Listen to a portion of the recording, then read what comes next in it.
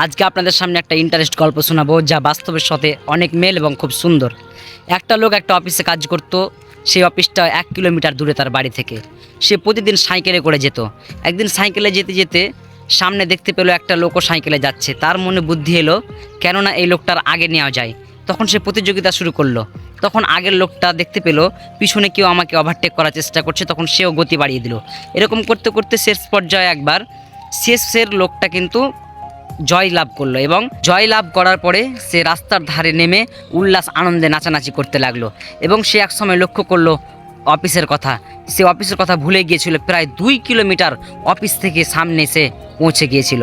তখন তাকে আবার ব্যাক করে 2 কিলোমিটার অফিসে যেতে হবে। তো এখান থেকে আমরা এটা শিক্ষা নিতে পারি, আমাদের এই জীবনে আমরা অসুস্থ প্রতিযোগিতায় এবং প্রতিযোগিতার খপ্পরে পড়ে আমরা অনেক সময় আমাদের গন্তব্যস্থল ভুলে যাই। তাই জন্য অসুস্থ প্রতিযোগিতা আমাদেরকে গন্তব্যস্থল থেকে ভুলিয়ে নিয়ে যায়। এটাই শিক্ষা।